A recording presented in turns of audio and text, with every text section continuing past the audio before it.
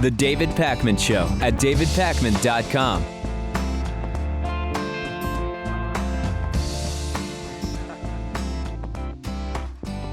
Support for the death penalty among Americans is lower than at any point in the last 40 years. You have to go back 40 years to get to a point where Americans are this negative about the death penalty. This is according to a new Gallup poll that was out yesterday. Raw Story has a good summary of this. Support for the death penalty at a 4-decade low, although most Americans, 3 out of 5, still favor it. 60% say they back capital punishment for convicted killers. This is the lowest figure dating back to November of 1972, when the death penalty had a slightly lower 57% support from Americans. By 1994, support for the death penalty had increased to about 80%. And since then, it's just been on a steady decline. 44% of respondents to the Gallup survey said the death penalty isn't being imposed often enough. Interesting. Of the 50 American states, 32 implement the death penalty. 18 plus Washington, D.C. have abolished it. Lewis, before we delve more deeply into this, the number, 60% roughly, is that high, low? Are you surprised that what's your reaction to the numbers, I guess? Well, I think we're just seeing a really slow change, right? I mean, so I guess I'm not surprised. I think this is a trend that will continue. Hopefully we can get rid of it within 10 years everywhere, but I'm not sure about that. Well, if you even look within the U.S. at the 32 states that have the death penalty, over 1/3 of U.S. capital punishment deaths have occurred in Texas, which is 5 times as many as in any other state. And then you have Virginia, Oklahoma, and Florida. But after those first 4 states, the other 28 aren't contributing much in terms of the death penalty. It really is focused incredibly in these 4 states. Now, if you look around the world, Lewis, if you look at Amnesty International, they say 140 countries have abolished the death penalty. And one of the conversations we often have around the death penalty is the U.S. is one of very few countries at our level of development that still has the death penalty and doesn't have single-payer health care, and that this should really tell us something. And I was looking today at the list of what countries have the death penalty and what countries don't, and it really says a lot, Lewis. Take a listen to this. Which countries allow the death penalty? Here's a few. Afghanistan, Bahrain, Bangladesh, Chad, Botswana, China, Congo, Cuba, Egypt, Ethiopia, India, Iran, Iraq, Qatar, Yemen, Sudan, Syria, Uganda, Somalia. Who doesn't allow the death penalty, Lewis? Austria, Belgium, Canada, Denmark, Finland, France, Germany, Greece, Hungary, Iceland, Ireland, Italy, Luxembourg, Netherlands, New Zealand, Norway, my home country of Argentina, Portugal, South Africa, Spain, Switzerland, Turkey. Are you seeing something here, Lewis, where it seems almost like the U.S. is an outlier, in a sense, in the list of countries that have the death penalty?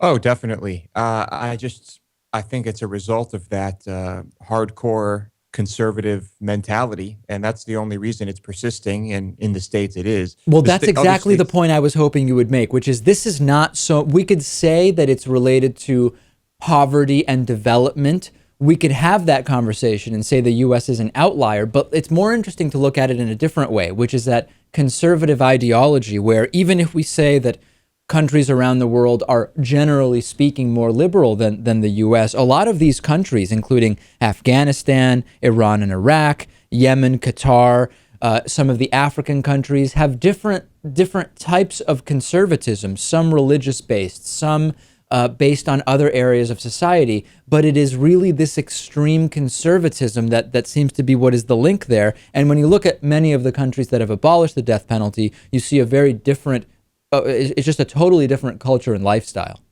Yeah, I think that's really the connection we need to draw from this. It's mostly just an ideological one. Why do we still have this? Executing innocent people. the high cost of the death penalty, sometimes prolonging victim suffering through multiple appeals to figure out what exactly will be the ultimate penalty for a perpetrator of a crime, no evidence that it deters crime, totally arbitrary in terms of when and where it is applied, disproportionately used against minorities, just to name a few reasons why it may be time to get rid of the death penalty. Hopefully that happens. Hopefully these numbers are indicative of that. I've mentioned this strategy that's taking place to try to basically make the Affordable Care Act, Obamacare, unsustainable financially, which is that of convincing young people to simply not get insurance, okay? And I have video here. The Concerned Women of America spokeswoman went on, who knows, who cares, and she said that what really we need to do is, first of all, of course, prayer and trying to get God's help to do the Christian thing, apparently, to end Obamacare is what we should do. But also, young people shouldn't get health insurance. Check it out. There has been so much money thrown at this train wreck that we're going to feel the repercussions of. And honestly, Obamacare is built on the backs of young people. Anybody who's looked at it understands that. We really shouldn't be calling young people like myself young invincibles. We should be calling them the young subsidizers. And so I think you're going to start seeing them waking up and realizing that they're not buying it. They're not buying into having to subsidize a government-run program that's a complete fail. And this is much more than a website, as your viewers understand, a website problem. This is the problem of big government coming in to try and run something like healthcare. All right, well, quickly, Allison, what are you encouraging your members and fellow Americans to do? Absolutely. Keep calling your congressman. Please send your stories to us, mystore@cwfa.org, and continue to pray. That's something that we know is so important here, prayer and action. And continue to pray for our nation's leaders, that they have wisdom and clarity how to fix this very broken problem and help us completely heal as a country. So it's slightly different than saying choose prayer over medicine. It's choose prayer over instead of choose prayer over medicine for healing diseases, it's choose prayer over health insurance for healing the country. Is that what it is, Lewis? Well, I'm not sure what I heard when she was talking about this. I can't really tell when she's saying they're not buying into it. Does that mean just buying that it's a program that works, or literally buying it? Well, yes, you're making an interesting distinction there, and it's very difficult to figure out exactly what she's talking about, because part of it is also involving prayer. And what exactly are you praying for? Are you praying that the poor and the sick don't get the care that they need? What exactly are you praying for? And as Reverend Mark Sandlin told us last week on the show, anytime in Christian teachings, in Christian scripture, that someone needed health care or wanted health care, Jesus wanted them to have it and provided it to the extent that he could. How has it become the Christian thing to do to try to destroy the Affordable Care Act? I don't understand.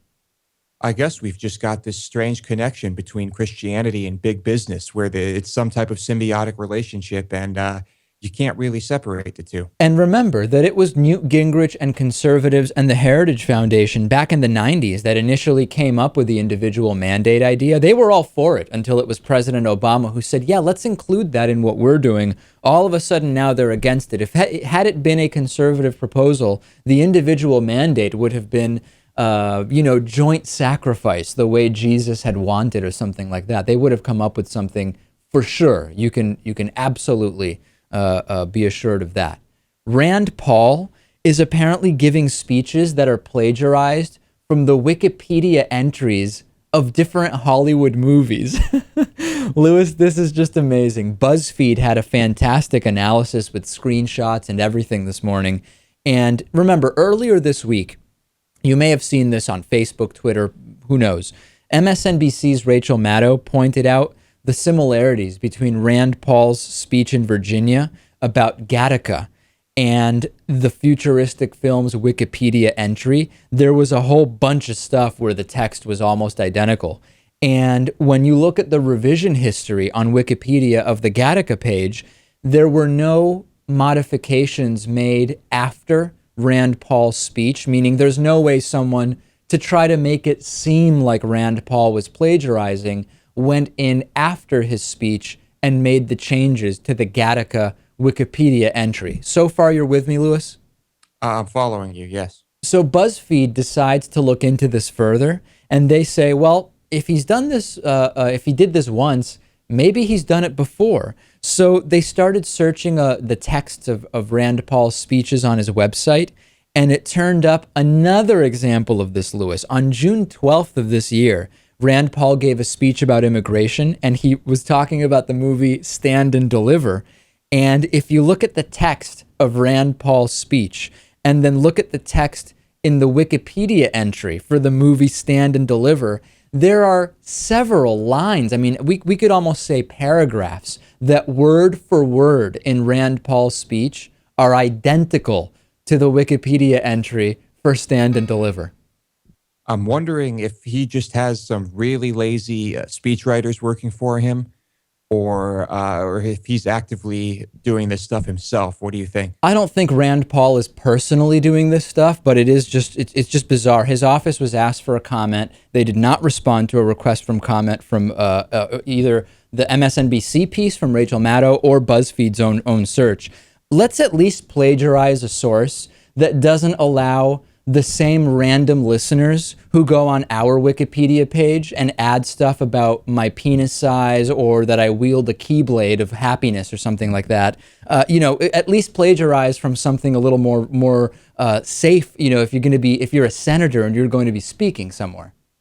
Yeah, it seems like taking quotes directly from movies just doesn't seem like the safest way to play it. I mean, there are millions of sources you could use that would be much harder to find. Rand Paul has exhibited certain, I don't know that we want to call it laziness, but sketchiness maybe in the past. Rather than get the proper board certification as an ophthalmologist, he created the National Board of Ophthalmologists, appointed himself as the president, his wife, who's not a doctor, as vice president, and his father-in-law as the secretary, and then that organization declared him a certified ophthalmologist. So that the copying from Wikipedia is not that different than the ophthalmology thing. No, I guess it's kind of the same thing, except he did create something from scratch in that case, but here, a little bit different. Police have performed a simulated drug raid at a school in Brazil, Indiana, on fifth graders. Then a kid was attacked by one of the police dogs involved in the simulated raid. This is from the Brazil Times of Brazil, Indiana.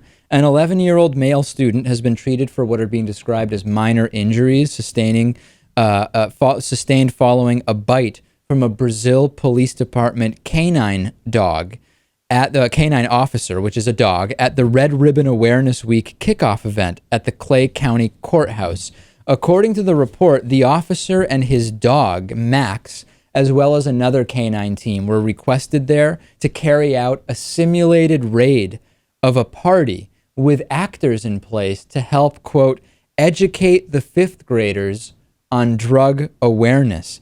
He added the juveniles in the scenario met with officers prior to the start and were asked to remain still while the dogs searched for narcotics. Okay. McQueen, who is the spokesperson, said that a very small amount of illegal drugs were hidden on one of the juveniles. Since when do we describe kids who have committed no crimes at all simply as juveniles? Not sure about that. The drugs, in any case, were planted on a 10-year-old, 11-year-old, to show how the dogs can find even small traces of illegal substances. He said it was all done under the exclusive control and supervision of members of the court and law enforcement. The dog apparently got close to this 11-year-old. The 11-year-old apparently was moving in a way that made the dog bite down on his calf. The officer was able to give the command to release, and the kid was then treated for minor puncture wounds to the leg. Can you imagine, Lewis, you ask your kid, what happened at school today? Oh, they planted pot on Jimmy to show us what it's like when dogs and police raid a party for weed, Mom. Would you want your kid going back to that school? No, and I would definitely, I hope that the parents here press charges or something. This is one of the craziest things I've ever heard, but I bet you this is happening all over the place. And it's just totally fits with that whole idiotic drug war mentality that it's just completely backwards. According to the report in the Brazil Times, the mom of the victim actually said, "Oh, accidents happen," and she seemed to be very, very calm. But what exactly was accomplished by this? Did you instruct individuals, these kids, about the dangers and risks of using drugs while at the same time providing fact-based education without being sensational? No, you basically terrorized children, and now they will be terrorized not so much of drugs, but of the police, Lewis, after an incident like this. Yeah, I think, who knows? Maybe that was the actual goal. And it's unfortunate that this young child, I don't know, could very well be terrified of dogs after this, or of police. But I can't help but think that's the point. Okay, on today's bonus show, we're going to talk about a Nevada lawmaker who says he'd vote for slavery if that's what his constituents wanted him to do. We will also talk about a city suing Sriracha, the hot sauce.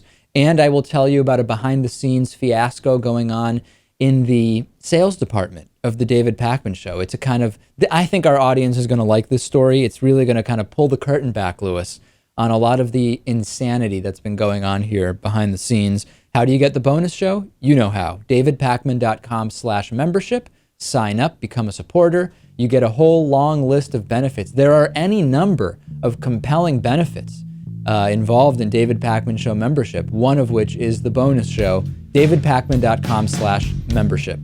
The David Pakman Show at davidpakman.com.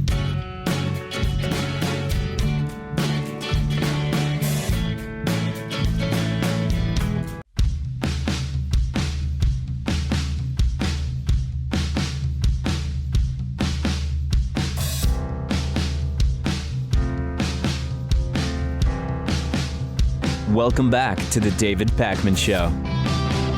You can support the David Pakman Show with the Amazon.com shopping you already planned to do by going to our website, davidpakman.com, and clicking on the Amazon banner on the right side of the page. Simply bookmark that link. Use it whenever you shop. You'll be supporting our show. You can also become a David Pakman Show member, made possible in part by liberalbias.com. Liberals think they're so cool with their fancy statistics and math, Lewis, but conservatives are holding on to numerology. Find out about using numbers without liberal bias at liberalbias.com. Today's new member of the day, Vanessa Arison. Vanessa Arison, thanks for being a David Pakman Show member. Fantastic. Join Vanessa, davidpakman.com/membership. Lewis, Wednesday, Patriot Mail, and I warn you, it is anti-Semitic today. If Ayn Rand and Ronald Reagan had a baby and suckled that child off the teat of liberty, its cries would sound a little something like Patriot Mail. Written by patriots who hate David Pakman. Because America. And because freedom. Right. All right. So I will warn you that every once in a while we do get anti-Semitic hate mail. This is one of those instances, Lewis. I hope people are prepared. It's pretty aggressive. I'm not going to lie. God damn, Hitler should have finished the job. I now regret it. I can't stand to watch this big-nosed, goofy-faced Jew Pakman talk. Okay, well, I do. We're going to take those comments under advisement, Lewis. What else can I really say in response to that? I don't know. We should just leave it be and just let everyone absorb it. Brian Fisher, on his radio program for the American Family Association, a hate group according to the Southern Poverty Law Center, says that the military is getting ready to kill Christians. I don't know what he's talking about. Let's see if we can figure it out. Soldiers are being trained to use lethal force to neutralize threats to our national security. That's what this is about. Now, I'm getting a little agitated here. I'm kind of worked up about this, but that's what this is about. And the military is identifying, the trainers are identifying to soldiers that are going to be using lethal weapons. These are the people that you may have to take out. Here are the enemies you've got to watch for. Here are the enemies. We may have to use you to neutralize. Do you realize the significance of this, where the military now is being conditioned to use weapons on the American Family Association? The American military, the soldiers, are being conditioned in their brains to think of evangelicals, Tea Partiers, the American Family Association, and the Family Research Council as domestic enemies that may have to be neutralized by lethal force, because that's what the military exists for. Putting aside just for a second that this is all completely false, right? Let's just ignore that bit of data for a second. Does anyone find it ironic for a second that Brian Fisher and groups like the American Family Association have absolutely no problem waging wars against countries specifically because extremist radicals from a different religion, Islam in the particular case we're talking about, are controlling the country or imposing their views on citizens, but they flip out when their own country starts to recognize that they have similar goals, but through Christianity instead of Islam? And what I'm referring to is that Brian Fisher is really upset that this picture was leaked from an army presentation where soldiers, members of the military, were being told the American Family Association and the Family Research Council are hate groups. It'd be best if you don't donate to them, etc. And this is just recognizing in the AFA the same thing that the AFA claims to oppose when it's Islam in other countries. How could we spell out a more clearer double standard, Lewis?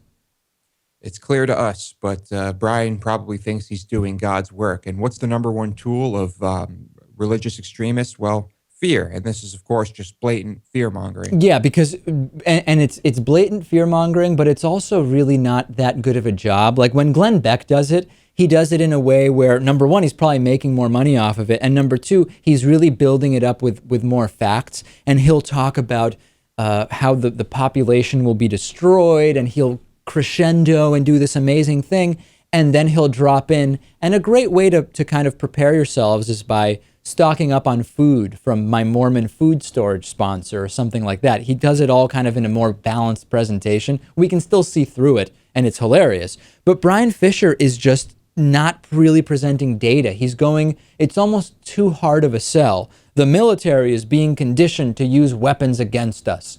Protect yourselves, they're going to start killing Christians.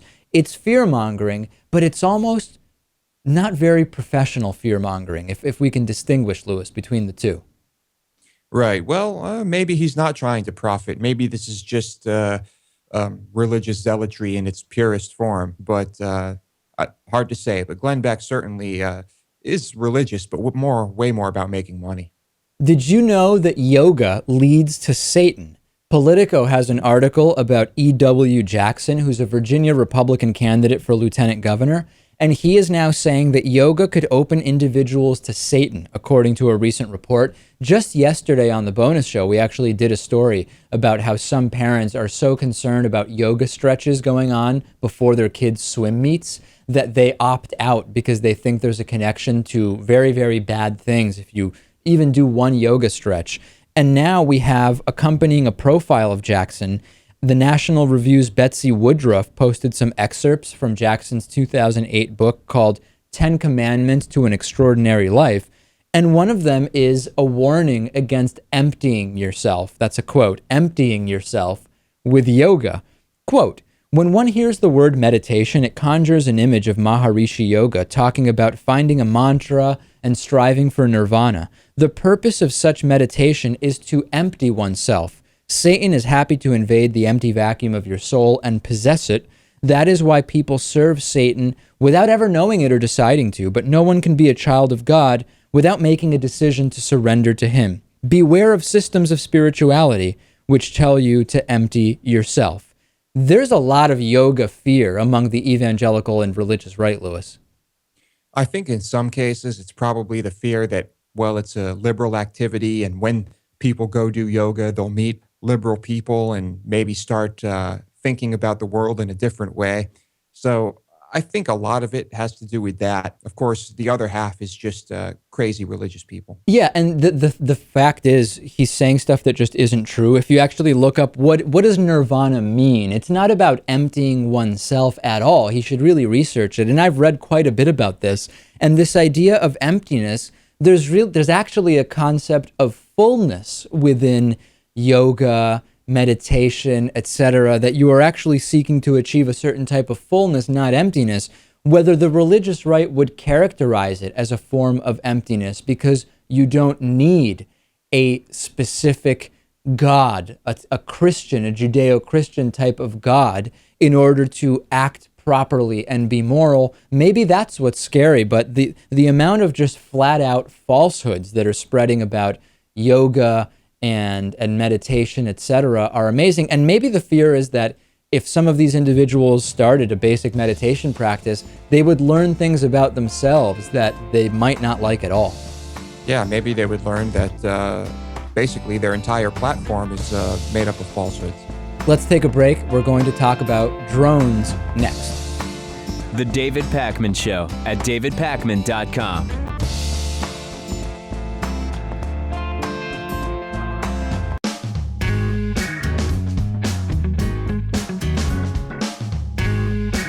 Welcome back to the David Pakman Show. I'm joined by Dr. Fahim Yunus. He's the president of the Baltimore chapter of the Ahmadiyya Muslim Community USA. He's also a senior fellow at the Hofberger Center for Ethics at the University of Baltimore. It's great to have him back on the program. Dr. Yunus, we are here to talk about drones and drone policy, and there's been so much news in the last few days. We have, of course, testimony in American Congress from survivors of drone attacks.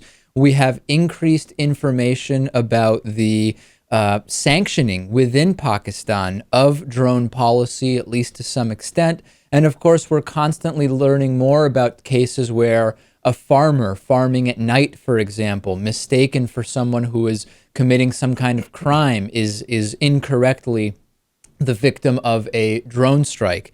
Where do you see the most pragmatic argument when it comes to drones right now? What's the area where we could really try to hammer out some of the issues, if you will? It's extremely ironic, Dave. First of all, thank you very much for having me on.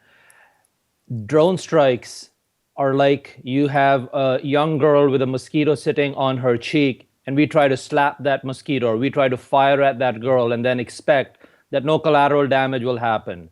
We know for the past 10 years that drone strikes are ineffective because we have not weakened Al-Qaeda. We were fighting Al-Qaeda in around Arabian Sea 10 years ago, and today we are fighting Al-Qaeda around Mediterranean Sea, 2,000 miles away from that spot. And in Mali, that's another 2,000 miles away. So we know that Al-Qaeda is not weakened.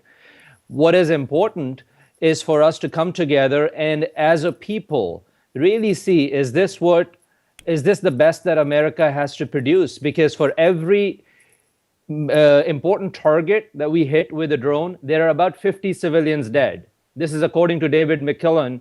A few years ago, he wrote a piece in New York Times. So right now, what we know for sure is that drones don't work. They do not keep us safe. What is the alternative? That's a much longer conversation. Well, I think that so to comment on what you said, we have to, number one, remember that there are different groups of Al-Qaeda. So to say broadly speaking that Al-Qaeda has or hasn't been weakened because they are now 2,000 miles from where they were, we have to kind of look at segments of Al-Qaeda. So I would issue that note of caution. But going further to this idea of the collateral damage, we have to consider not only the collateral damage, but we also have to think about the number of new enemies that each drone strike can create. And I've been doing some reading about that, and it actually turns out that even putting aside the collateral damage momentarily, let's pretend for a second that we could target and only kill the actual people we want to kill, we may be creating more than one enemy with each enemy that is killed. There is no question about that, Dave. Just look at Faisal Shahzad in 2010, the gentleman who tried to explode, his SUV in Times Square. His testimony is pretty clear. He resented the drone strikes. Talk of Sarnaev brothers, the bombings in Boston. I am in no shape or form trying to defend these terrorists. Ahmadiyya Muslim community, we are the victims of terrorism at the hands of Taliban. But at the same time, we must stand up for justice. Where is the justice when 1 out of 4 victims of drone strikes is dubbed as unknown militant? Essentially, that says that we don't have a clue 1 out of 4 times, 25% of the time, as who we are killing. So you're right that we are only going to create more enemies for our children. There are some pragmatic problems, though, and I'll list 2 of them. Number one, we know that the conversation about, well, instead of doing drone strikes, we should do nothing is a completely unrealistic conversation, because that wouldn't be the case. If the U.S. were not doing drone strikes, we would be doing we would have much bigger involvement in many of these areas. And then the other point where pragmatism needs to take some kind of presence is that we have now information about Pervez Rashid declaring that former President Musharraf is going to be put on trial for sanctioning drone attacks. And there has been more information coming out about the sanctioning of these drone attacks. If even the country where the droning is taking place is either implicitly or explicitly okay with it, how are Americans going to be able to change the policy? Very good point. Excellent point. And I do not oppose drone strikes because the president of Pakistan, Nawaz Sharif, opposes them. Because this is what Americans need to know about Nawaz Sharif. This is a man who was in exile in Saudi Arabia, who now comes back with a very clear vision of negotiating with Taliban, with negotiating a Sharia law for Pakistan. The first thing he said after coming into power that he wanted to negotiate with Taliban. One of the first decisions he made was to sideline the Human Rights Ministry, which is now not a standalone ministry in Pakistan. It is working under the Law and Justice Department. This is the track record of the man who's literally in bed with Taliban and Lashkar-e-Jhangvi, a terrorist organization. So I have absolutely no sympathy. I do not condemn drone strikes because the Pakistani prime minister does so, because this guy is in bed with Taliban. What we have to see, though, is why did Taliban attack Malala Yousafzai, a 14, 15-year-old girl? Because here is an insight for us as Americans. I know this is not a quick fix. I know the country is not going to call it practical today, but Taliban are not afraid of bombs. They're afraid of books. That is what they're afraid of. We should spend that money in establishing schools in Pakistan and Waziristan and save the next generation, Dave. Nicholas Kristof wrote a nice piece where he said that the cost of one soldier in Afghanistan for 1 year, in that cost, we could establish 20 schools. Time flies by. I know this is not a short-term strategy, but unless somebody thinks long-term, the kids who are being harassed today, whose parents are being killed in those drone attacks, they are going to be, some of them, they could be the terrorists of tomorrow. We have to also consider the other side of this, which is you and I have been focusing mostly on what hasn't worked and what doesn't work about these policies, but there will be those who will say it. And even if we disagree broadly, there are cases where we do have the correct information that there is an individual that can be targeted by one of these strikes.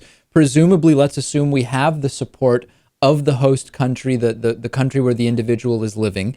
And let's say we can pull off that drone strike without collateral damage. Let's say technology continues to improve. Is there not some responsibility, if you do have actionable intelligence and you can eliminate those collateral damages, to take that person out in the interest of preventing more deaths at their hands? Here is where the logic breaks, Dave. When you look at Gallup earlier this year, they came out with a survey. 65% of Americans would say yes to that question that you just posed. However, if you change the scenario and you say that terrorist is a US citizen and that terrorist is hiding somewhere in America, that number drops from 65% to 13%. I think that's at the heart of the issue here. So there's a double standard, right? Because there's a double standard. You know, if that terrorist who's now in America, he's more likely to kill more Americans, yet 13%, 87% of Americans would say no to that. That is really my point. I think we as Americans, we are taught liberty and justice in our schools, in our Pledge of Allegiance. It's extremely difficult to take it out of our DNA. When we see that injustice on our own soil, we speak up. Why not speak up when that injustice is happening in another country? Very quickly, this year we've seen a drop-off in the number of drone attacks, at least from the information that is public and we can glean. Do you think that this has been in part the result of the conversations that have started in the U.S. and there's been significant backlash the more that Americans have learned about these attacks? Or is that simply a coincidence and there's other reasons we don't know for the reduction?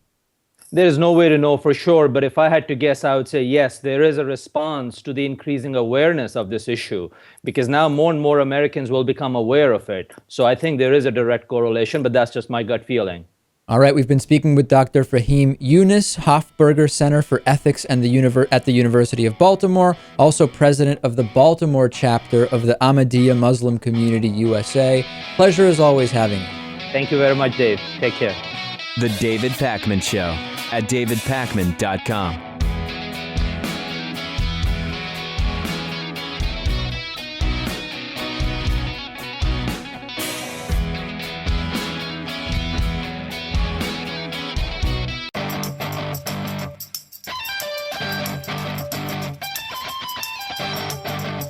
The David Pakman Show at davidpakman.com.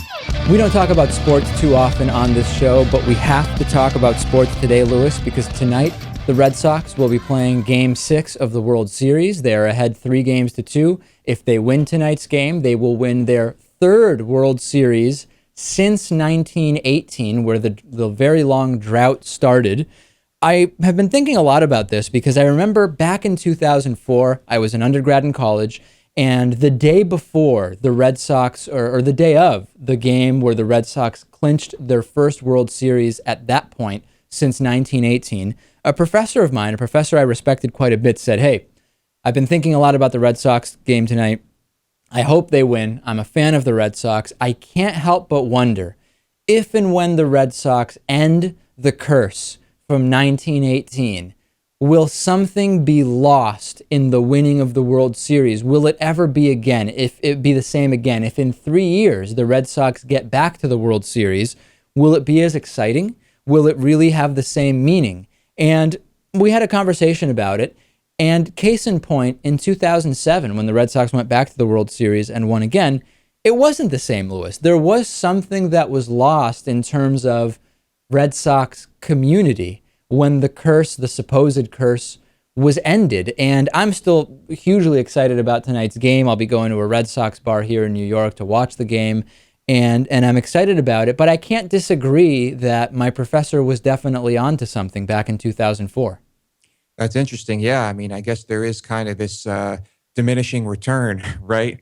I mean, I wonder what Yankees fans would say if you asked them about winning World Series. Certainly, they might have some interesting insight as to that possible law of diminishing returns. Well, and you can always keep moving the goalpost, right? The Red Sox haven't won 2 in a row.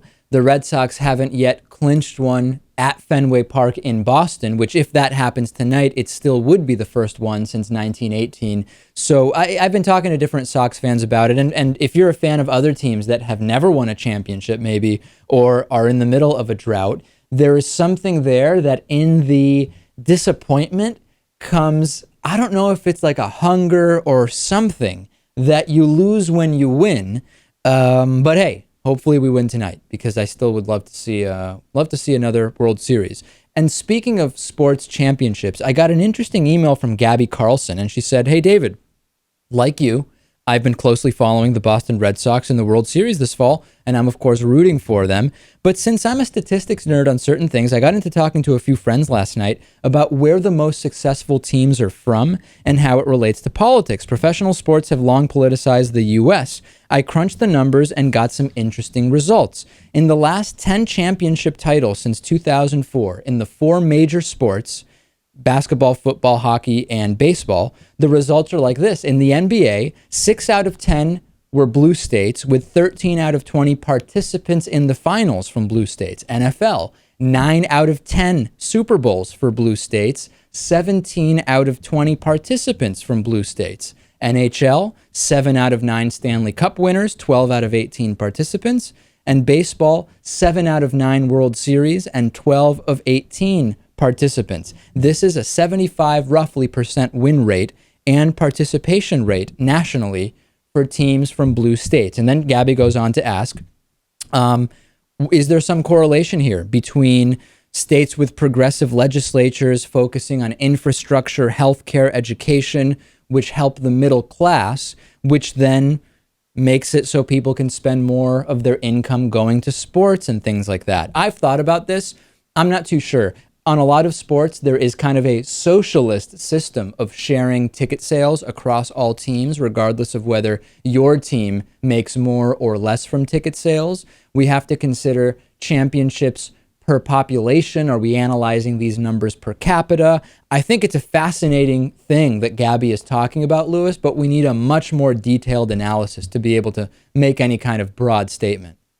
Yeah, I think it would be very hard to pinpoint, but I would also be very curious about how much money is going into sports teams when it comes to red versus blue states, because you would assume that the red states are the ones dumping as much money as possible into sports teams, but it seems like in some cases it's the opposite. Well, and then are you talking about structurally or in terms of payrolls? Because as we know, the Red Sox and Yankees have very high payrolls, but that's different from structural. There's a lot of things. Very interesting, though, so thanks to Gabby. I want to play some voicemails for you. Today is the homeless Scrub Oaky diabetic Daryl voicemail day. First, here's a voicemail from the Eggman about diabetic Daryl.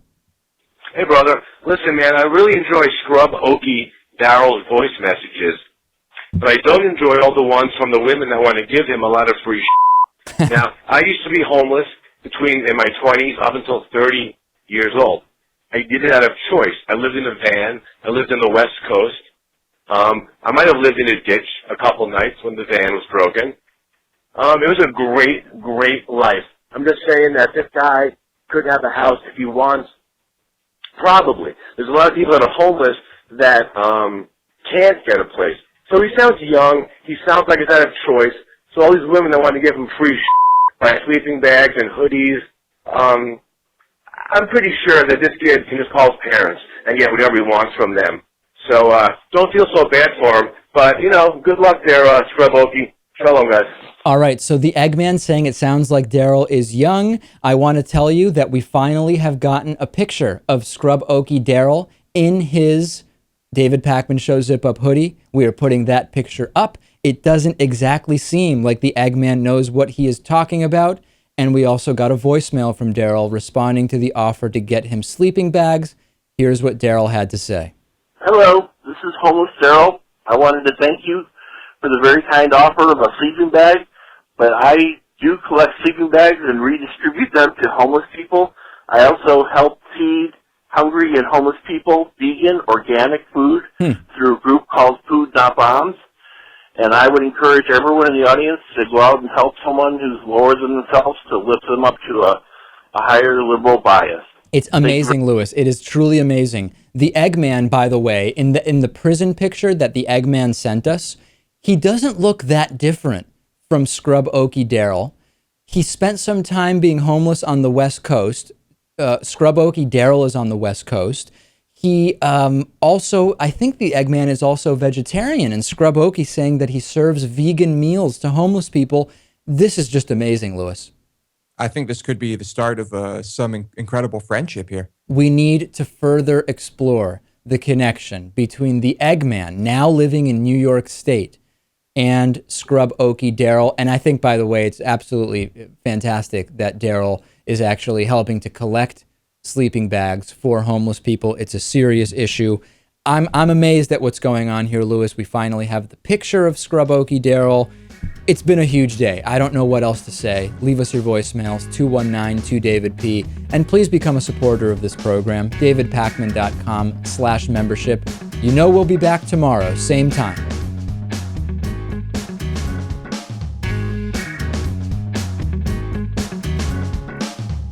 The David Pakman Show at davidpakman.com.